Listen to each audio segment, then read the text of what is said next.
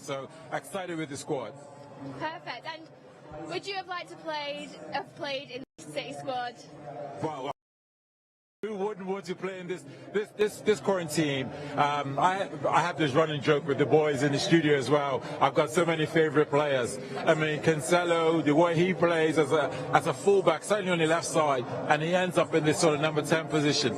His ability to find passes and also have just beautiful shots. He's sort of evolved the fullback position. Him, Bernardo Silva. To think that what some people were saying about Bernardo Silva, I mean, the energy he brings. Phil Foden, I mean, you can stop me when you want because I'll go on. I've got a few favorite players. I mean, again, it's important that we just kick on again with this one. It'll be a tough one today, but it's important that we kick on again. And speaking of it being tough, it's, we've got quite a lot of fixtures coming up, as we always do in December. What was it like for you as a player when you used to, you look ahead and you've got all these fixtures coming up? Well, I don't want to sound like Pep, but that's the reality. It's only about the next game, and this is the most important game. You do as a player when you've played a game, you've won. You do look at the fixtures and think, who have you got in the next 2 or 3 games? Because you know that there's potential that you can get 6, 9 points. My time, 6 points. This current team, you look at the next 3 games, they're thinking 9 points. But it's about today. They're not thinking about the next games. They want to deal with today, get a win, and then play as what we tend to do is have a look at the fixture and think, okay, who we got in the next couple of games? There's some tough games coming up, but we're still able to get 9 points, etc. So we're no different. These boys will have a look at the fixture, but they'll know it's about today, doing the work today, getting the 3 points. Lovely. And, you know, we've got a relatively thin squad at the moment. You know, we've got a couple of our EDS team on the bench. Where do you think Pep will be looking to strengthen today? Well, in terms of, the thing is, it's such quality. I mean, I'm spending a bit of time now over at CDFA, and the quality of youngsters coming through. So when we look at these youngsters, McAtee being on the bench, Cole Palmer, and these players, when they're all involved, these players are good enough. I'm now starting to see what is being developed over there, and first of all, they're recruiting quality players, but the knowledge and the information that these players are being given, but also they're able to execute. So when I look at McAtee, for instance, we've only seen a little glimpse of him. Cole Palmer, we're seeing little bits of him. We've all seen what Phil Foden could do. It's like we're stacking up these young players and saying we've got more on the conveyor belt coming through. So these youngsters, when they get the opportunity, I'm sure they'll take it because, again, they're equipped with the tools, but they also have the knowledge and understanding. Perfect. I agree as well. It's great to see. Well, that's it for now. Back to you in the studio, and we'll go and warm up before the game. That's Sean Goat there speaking ahead of our game against West Ham. Just a few of his favourite players. I mean, all of them, basically. But do you know what, to be fair to me, he's got his academy coach coat on there, hasn't he, as well? I believe he was setting up the pitches at 8 o'clock this morning. Done very, very well, but he's letting everybody know that he's in the academy now, by the way. He's got why wouldn't you? He's got the coach. Fair play. Just a final word on the team, and thanks for Sean for his thoughts. Remember, he's doing the commentary on the app. It was mentioned after the PSG game, and of course, you're looking at the PSG bench. I mean, ours is usually a joke. Theirs took it to a whole new level. But of course, few injuries. Jack Grealish, Kevin De Bruyne, Phil Foden, Ferran Torres.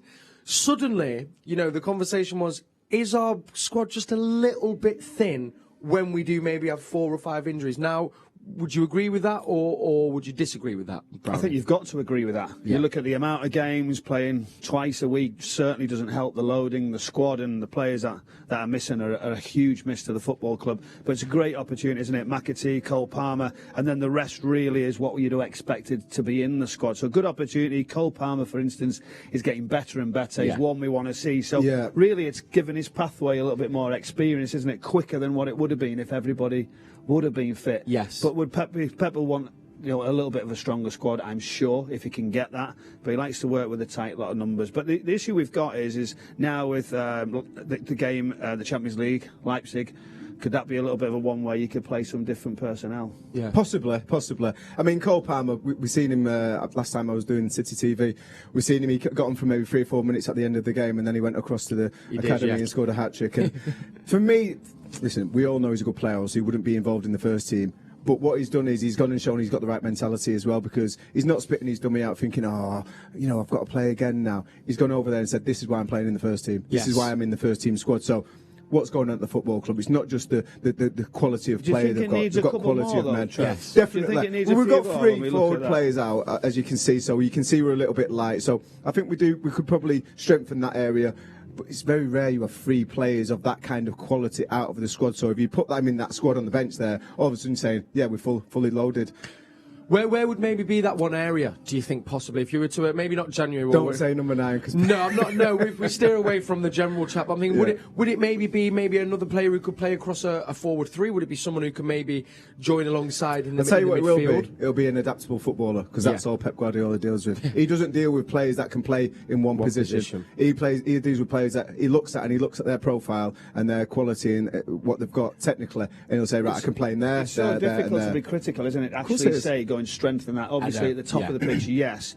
I still think in the left-back area. Yeah. The left-back area, naturally balanced left-footed player. Yeah. Yes, obviously, Zinchenko has done exceptional when he's gone in. Done very, very well coming in. But I think at the top games, when we're talking about Champions League finals, later stages in those games, that would be something different, because if Cancelo, he was playing excellent, as we've just discussed, that creativity, but going the other way. Yeah. Do you know, when you're really going to be tested against the top teams, that might be one thing, that natural balance that you can step out. And I think on the flip side of that, if you're one of the top teams that are playing against Manchester City in them latter stages of the Champions League, or some of the real top teams, and no disrespect to West Ham, but if you're playing against the 2 teams that are in and around us, they're going to look at our left-back position and think that's an area where we can exploit. And you look at them teams, Reece James, phenomenal player down that right-hand side for Chelsea. You look at Liverpool, Mo Salah. you know, that is an area where they'll look and think we can get out there, we can hurt Manchester City there. So yeah, I would agree with Michael there. Oh, that's brilliant. Did you just see Stuart Pearce there? Is that doing his warm-up. Is that how you used to warm knees up? And there was another character as well, Kevin Nolan. So them two, proper experience, grew up football people, and they'll demand everything from their team. Yeah, we're going to come to it. I'm just saying, of course, Stuart Pearce does know, you know, I think he's infamous here at Manchester City, of course, coached us for a little bit. What is he like as a man? What do you think he's like as a coach? Well, I've played against him when he was at Nottingham Forest, when I was at QPR. Very tough tackling fullback, obviously, got a lot of personality. I remember him leaving me in the sponsors boards and looking over me up at Loftus Road once. As a teammate at West Ham, he was a great teammate, had his own way of preparing for games, but always ready, always focused, and he was a big personality in the changing room. And then as a coach and manager, he managed me at Manchester City. So yeah, and I'm a friend of his, so I think he's gone in there. He's a colleague of mine, obviously with my media work. He's gone in at West Ham. He's with David Moyes. I think David Moyes has got a great group of coaches around him, so that he's not having to micromanage every situation. He's got good people who are experienced, whether in coaching or playing. They've got an affinity to West Ham, and he's got them people around him. And I feel that's why we're seeing the best version of these West Ham players, because they're getting every help and support that they need. Fantastic. Well, we're going to hear more about that West Ham team in just a little bit. But before that, I want to bring you in, of course, because today at the stadium we've got two of our women's players joining us for a match day experience, Esme Morgan and Janine Becky. They have been wandering around the Etihad. They've been getting involved. By the way, the City lads have just come out on the pitch to start warming up, and warm up they will need to do because it is snowing here in Manchester. But anyway, we've had Esme Morgan and Janine Becky going around the stadium enjoying a match day experience. We're going to hear from them in just a little bit, but here's how they've got on so far. I'm so unlucky. It's snowing. We have snow. It's officially winter time. Oh man. Christmas trees as well there. Cute. Look. What's up, everyone? It's Janine and Esme from Man City Women. Normally you watch us play over there, but today we are headed to the Etihad to watch the men take on West Haù. We're very excited, a little cold, but we're looking forward to the game and cheering the guys on. Let's go! Woo! Okay. I got snow in my hair! Before we fixed the one day that it was snowing. Lovely. At least it's not like...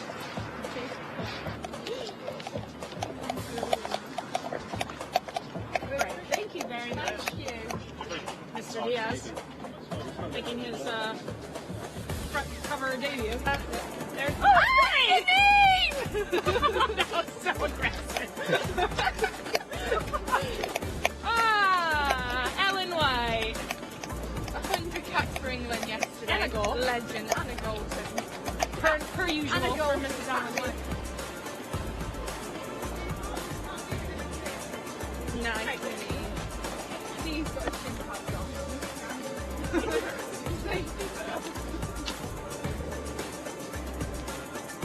Okay, now. Looks like I'm running. I could not have the ball. Oh my god! So we got to our seats and then like 20 minutes later and he's won. Look who it is! You gotta recreate that. The one and only. Esme Morgan. You look great. You look great. Look, here's your Christmas present. She loves this game. I think that's the right size. You look great. You look very festive.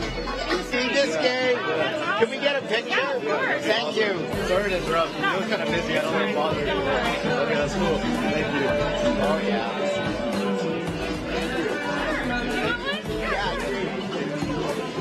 Love your scarf. Thank you. Thank you so much. That's great.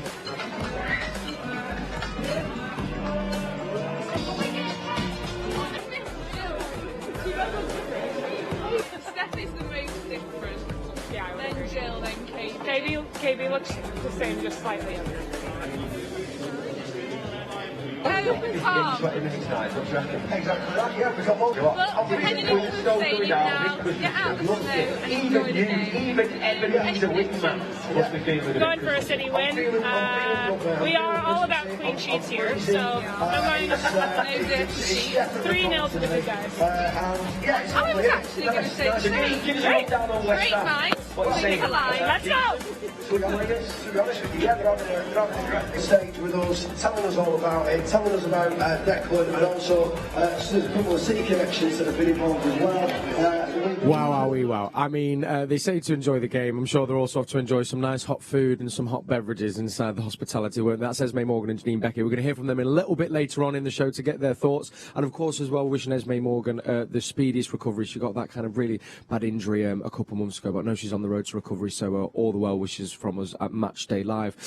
Before we look at West Ham, we can now hear from Pep Guardiola. Well, Pep, it looks like a winter wonderland in Manchester today.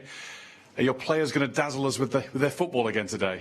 Yeah, welcome to Manchester. Finally, we missed the snow a lot. Yeah, that's why the Premier League is the most difficult competition, because you have to live sometimes with sunny days and sometimes with days like today. And every team. So, yeah, we'll see what happens. West Ham, you met them not so long ago in a different competition. Can we take anything from that game as a similarity, or is it totally different? We don't need that game to know exactly how good and strong they are. So we felt it last season. I think last season I felt for the first time that they become an incredible strong side. They control it. They can do everything. Defend it perfectly. When they can run, they are so fast. Set pieces, maybe it's the best team. For the takers, for Fornals, for Criswell, and incredible good headers. And they want to pass the ball and make a possession ball. They can do it. So. Yeah, strong side, but, Premier League is like that. We see your team today. Still no Phil Foden, no Jack Grealish, not back yet. You made a couple of changes. Gabriel Jesus comes in. Aymeric Laporte comes back in. Is it a situation at the moment where you can't change too much because you haven't got too much to change? We have 14 players in the first team, so we need the players back. I think Kevin is coming back soon, and Phil hopefully. Jack as well. So, we have just 14 players, and we choose the academy. But in the same time, we rely on them perfectly. So it doesn't matter what happened today in the next. It's better because when you have to handle many games, you need depth squad. But that's why we have the academy. When the first team players, they are not, fit. So we have the academy. Thanks, Pep. You're welcome. Says Pep Guardiola, speaking ahead of our game against West Ham, which kicks off in just over 30 minutes' time right here at the Etihad Stadium. And, of course, mentioned there that the squad is just a little bit thin at the moment. Just 14 first-team players available at the moment, but we go on. And West Ham are today's opponent. And I can bring you the team news now. West Ham starting 11 looks like this. Fabianski starts in goal. Then you've got Johnson, Dawson, Zuma, Cresswell and Masuaku. We're thinking possibly a back five, possibly, but we'll hear more from the gents on that in just a second. Declan Rice captains the side as well. What a season he's having. Souček as well, of course. And then Fornals, Benrahma and Antonio. Over on the bench, you've got Areola, Kufal, Diop, Noble, Kral, Lanzini, Yarmolenko, Bowen and Vlasic. Before we get into the team, Nader Manua said in the show in the middle of the week that this is the best West Ham team that we've seen in the Premier League. Would you agree with that, Michael? And what has David Moyes to get them into this position, do you think? Well, I think we've seen some good West Ham sides, haven't we, with flair and different sort of mentality and different options to what this West Ham side have. I think he looked at formations, he looked at the group, he struggled with defensively, he went to that back three for quite a period of time, but the two in the shot, Mikel Antonio, Declan Rice, they've been incredible for the team so far this season, and I feel like they've got the confidence, they've got a work ethic, they back each other up. You mentioned it before, didn't you? Play with people who know they've got your back straight away. That's so important, and I just feel like they're really enjoying the football. Very, very organised. Can go to that back three, back four. They've got that little bit of flair. Benrahma, Fornals, Declan Rice really is the holding of the heartbeat for everywhere. Mikel Antonio at the top of the pitch. So they've got determination, they've got set pieces, and they've got a great style of playing. How do you think they're going to approach the game today? How do you think David Moyes is going to try and have them playing, do you think? Well, in the past I've been not critical, but I've questioned the way David Moyes has gone into games against top teams. I remember covering a game at the London Stadium where they played against Liverpool, and they were so tentative and passive out of possession, and I feel they need to be a lot more committed. I think we're going to see that. You know, they've obviously had that confidence boost in the EFL Cup. They're going well themselves in the league. They've got good players. And what I look at, when I see that squad and look at like the likes of Ben Johnson, who's improved massively, Cresswell, obviously Zuma's come in, Rice, Fornals. So many, like obviously Antonio, you know, being brought in as number 9 now, he's really captivated me with his performances now, how much he's learning very quickly on the international scene as well. But what you're seeing is a lot of good players that are now starting to look like great players. Yes. And that has got to go down to the coaching, the environment, the culture at the football club. And yeah, I would agree. I think it's probably the best squad. Got better? 100%. You know, that's one thing, their build-up. But you can't keep possession, Michael, if you're not fit enough. So you might have these technical players, which they have. You know, Ben Rama. You've got Fornals, who, for me, Fornals when he came, he was a bit of a boy. He didn't have the athleticism to deal with the Premier League. So although he had some nice touches, he couldn't affect the game. Yes. Now they're obviously working at strength and conditioning. They're working at the fitness. They're working at all aspects of the players' games. All the players are improving, so that to me tells me, 1, there's an appetite from the players to want to be better, and 2, that they've got a great coaching staff around them. Do you see them coming out, Trev? Do you see them coming out of this team and this setup? Do you think they'll come out and play against City and put them on the back foot, or do you 100%. feel like they'll just have a look first and say, let's see what you've got, let's build and be patient, get behind the ball, or will they try and get that build-up going? I think they'll try. Listen, you don't want to give anything cheap away, especially early on in the game, so they won't take too many risks, they won't be cavalier, but what they will do is, you know, when you've got players like Rice, and you've got players like Souček, who's a box-to-box player, when they feel it's the right time, and there's no rhyme or reason, you've got to read the pattern of the game. If they feel it's right to get on the front foot, keep the ball, get your little triangles, go. They're as good as anyone in the Premier League when they get their passing going. So I think they're going to go toe-to-toe. They're going to be obviously having a lot of respect for the defending champions on their own patch in Manchester City. But they have got a lot of quality technical players, and they've also now got the physicality to go along with that. I think it's 6 goals inside of the box for Antonio in the Premier League this year. And of course, the League Cup game, which obviously was a draw, we got knocked out on penalties. Antonio wasn't playing. So do you think as well, it's probably not fair to think about that game because they weren't at full strength? I know City weren't either, but we didn't see Antonio, and he's been so key to the way West Ham have played. He has been so key, and I think that would have been one of the problems. Remember Mikel Antonio against Aymeric Laporte. How do you play against him? Coming into the Premier League, do you sit off? Do you go over the headers? Like you mentioned that before. I feel like he tried to wrestle with him and get tight, and he struggled with it. This is the perfect example there where he got gripped. Was it Diaz, actually? Diaz there, yeah. So Diaz on that occasion, he got gripped, he tried to get hold of him. You cannot do that with him. You've got to be cute. You've got to just step off him and then go nick the ball where you can. If he gets hold of you, you're in trouble. And just going off the back of what you just said there, Michael, a lot of people feel, oh yeah, that's a great overhead kick. There's so much more, you know. There's something we talk about in the coaching, from the coaching technical areas, fighting for space. You want the ball to go there, so you'll either do reverse movement if you've not got that physical presence, or what you'll do is you'll get a grip of your opponent, so that you can stop him attacking and competing in that space. Once the ball goes in that space, you know it's yours because you can see his core strength there and the power of his upper body, which obviously is linked to his loader. But you can see, as soon as he got in that scenario, he was thinking all he has to do now is concentrate on his technique because he had everything else locked down. I can see it. I mean, did you reckon this is a conversation possibly about the conditions? Because we know as well around the Premier League today as well, the Burnley-Tottenham game has been called off for extreme weather conditions. I mean, they are still warming out here. So do we think it'd probably go on, Michael? Do you think? I mean, I know Moyes is in deep conversation there. He seems quite happy, content. I think the officials as well are actually showing to everybody. They're looking into it. They're considering the whole environment, what's going to be there, the safety of the players. And I'm looking at it now, and it looks playable to me at this moment in time. What's the forecast bringing? We don't know. Burnley just up the road has gone. That does struggle in that sort of area. That's in a mountainous region, though. It is one of those regions. And my lad's just literally been called off against Middlesbrough for Burnley, so I know what it's like. They're driving back out of that snow. So we just hope it doesn't knock it, but obviously they're looking at the situation. I'm not concerned here because we've got underfloor heating. I think the guys are going to be moving the snow off the pitch whenever they get opportunities before the game at half time. But what my I think Sean concern Goat is down there. He could get the brush out. He's got another half an hour yet. My concern's outside, just the access in and out. If that's not safe for the fans, I think that will be my biggest concern. Final word though on David Moyes, and because it was a great little bit here. So this is his 32nd league encounter with Manchester City.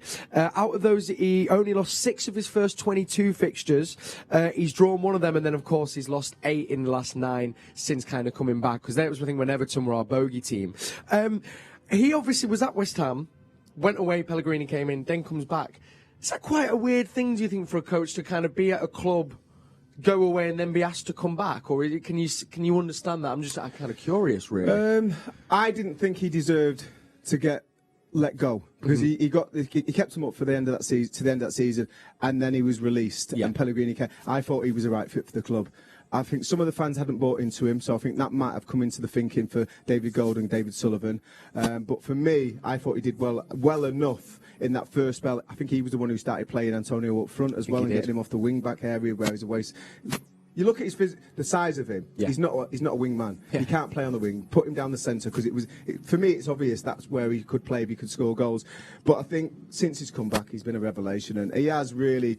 I think he's gathered so much support from the fans in the way that he's conducted himself, the way that the team's performed. Do you think it helped not having fans though, Trev? That he was allowed to just get on with his business when there was no supporters there. And the one game the supporters were there, they lost, didn't they? At home. So I think it's let him develop. I can't agree with that, Mike. It's let him develop. It's let him develop though, but it has let him develop. It's let them just get on with the job, and now they realise what a good job he's done. They're all behind him, and thankfully the West Ham supporters can see some light, they can see some positivity. We understand why they got frustrated, but David Moyes has done a wonderful job. And the form in Europe as well. I mean, there might be that thing of they played on Thursday, so is it going to be a bit tricky for them today? But I mean, topping the group in Europe as well, I guess, is no small feat, while also competing in the Premier League. Michael. Fabulous, and to manage with the squad.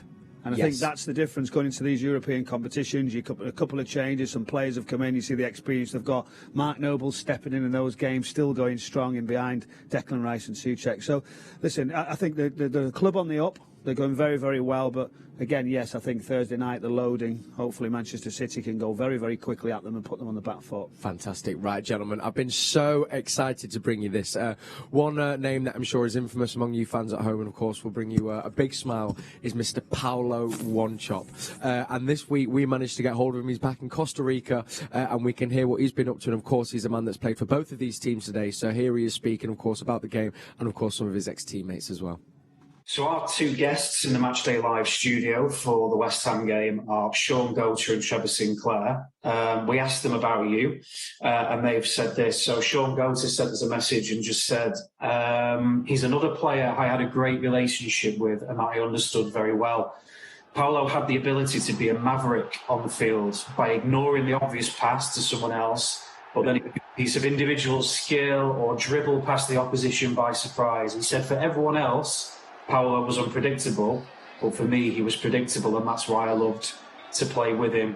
He feels he understood your game and your qualities. Is that your memory of playing with Sean? Did you feel like you and Sean had a really good understanding on the pitch? Always it's easier to play, alongside good players. And Sean, he was a very good player. It's only a matter of being on the pitch and understand each other. It's easier, to train and to play with good players, and he was one of them. That's why it's not about talking. It's just to feel in the pitch, just to see each other, and we can understand each other on the pitch. Trevor Sinclair says that you were a very happy guy with a big, strong personality, very charming. He said, "Well, you were incredibly strong physically."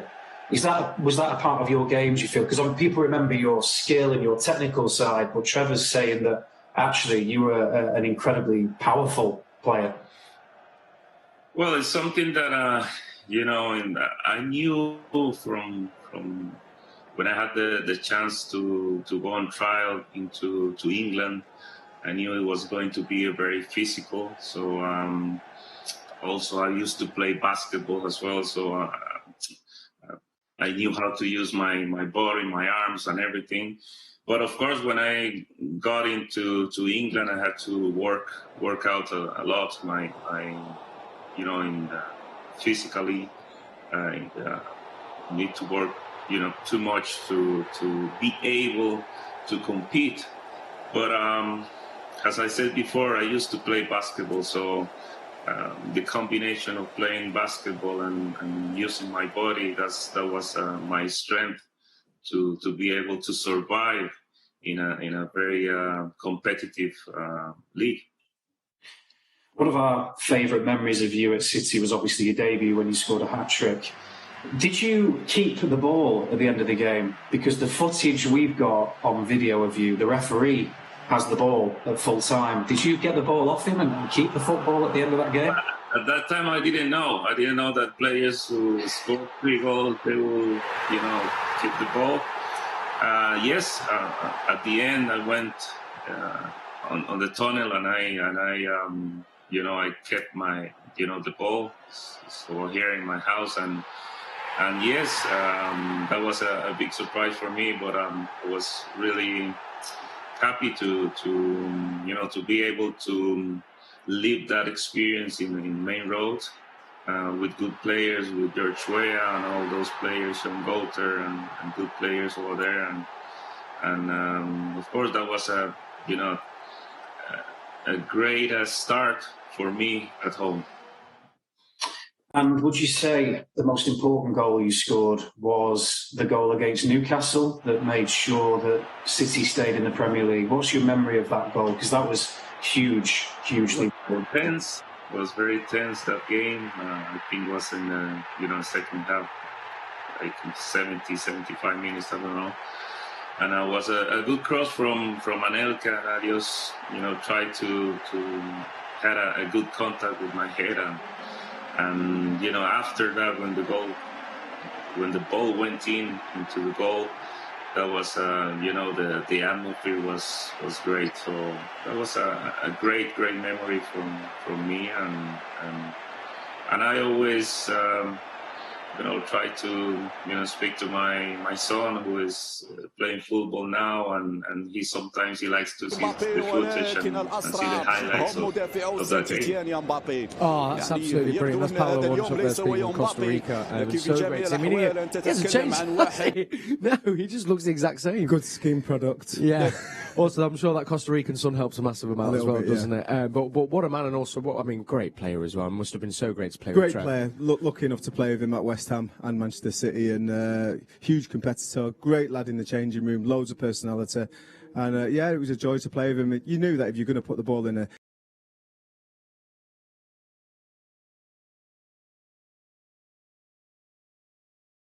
من الأسماء سانت إتيان فعلا قادر أنه ينقذ الموقف وبالتالي يحسن من وضعيته في الترتيب العام، بينما تدخل واضح في حق اللاعب نيمار جونيور. مرة أخرى لاعبو سانت إتيان يتدخلون في حق لاعب نيمار، وجيروم بريسار يوقف اللاعب في هذه دخول الطاقم الطبي هذه الإعادة. على مستوى الكاحل الأيسر، هذه الإعادة التواء القدم اليسرى. هنا بالنسبة لي نيمار أتمنى أن تكون هنا الآثار خفيفة بالنسبة لي نيمار جونيور. لحظة تدخل وقع التواء على مستوى القدم اليسرى. طبعا من أصعب الأشياء اللي ممكن توقع مثل هذه الالتواءات على مستوى الكاحل. ليوناردو كاستيلاتسي ورصد لآخر دقائق هذه المواجهة على بعد 6 دقائق فعلا من نهاية الوقت الأصلي من عمر المباراة. طبعا التدخل الأولي مهم جدا، ونيمار على ما يبدو يتألم في هذه اللحظات. هذه الإعادة مرة أخرى، اللحظة اللي ضغط فيها، اللي تدخل فيها المدافع، وكذلك كان في تدخل من نيمار. هنا وقع الالتواء.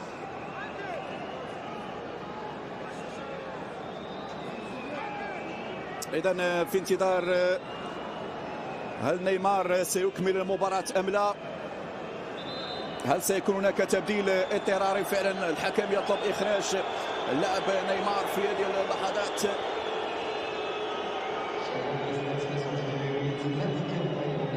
سيكون هناك تغيير اضطراري من جانب المدرب ماوريسيو بوتشيتينو، وستكون كذلك تبديلات من طرف المدرب كلود بيل. طبعا اقتحام لأحد الأنصار لأرضية الميدان، ومثل هذه الأمور مع الأسف أصبحت تتكرر في ملاعب الكرة الفرنسية، كما هو الشغب بالنسبة للجماهير. يعني بعض المباريات التي تم إيقافها، مباريات تم تأجيلها، شغب جماهيري، هذه الأمور صراحة لا مبرر لها، خاصة هذا الموسم زادت أكثر. بالتالي فمثل هذه الأمور يجب الانتباه إليها، يجب الوقوف عندها، تشخيصها، تشخيص المشكل، وبالتالي محاولة يعني تطويق هذا المشكل حتى لا تتفاقم الأمور في قادم المباريات. على مستوى الأمني كذلك مهم جدا حماية اللاعبين، لأنه نشوف بعض الاقتحامات للأنصار، وهذه ليست المرة الأولى. عموما سلامات بالنسبة لنيمار اللي يتم استبداله في هذه الأثناء. إذن كامارا يخرج، كالودا يدخل في هذه الأثناء، تبديل في صفوف نادي سانت إتيان. يدخل كراسو، جون فيليب كراسو مكان ماسون. هو الآن لازال النقاش جاري، التشاور جاري، من سيدخل في هذه الأثناء، لأن نيمار لن يكمل المباراة، إصابة على مستوى الكاحل بكل تأكيد.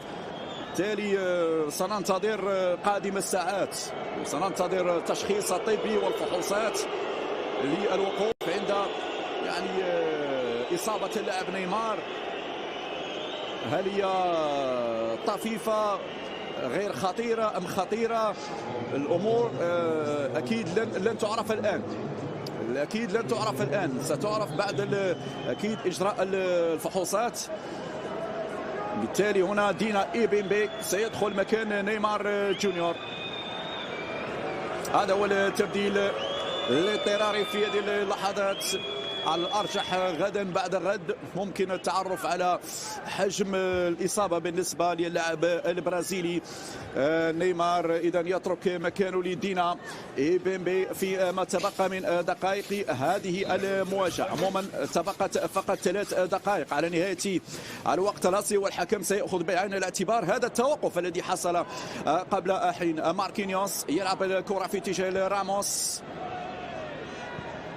من جديد دانيلو بيريرا في الاستلام. دانيلو يلعب كرة لماركينيوس، تمشي لدانيلو بيريرا في منتصف الميدان. حكيمي يعيد للخلف. دانيلو الاستحواذ الآن للاعبي الفريق الباريسي.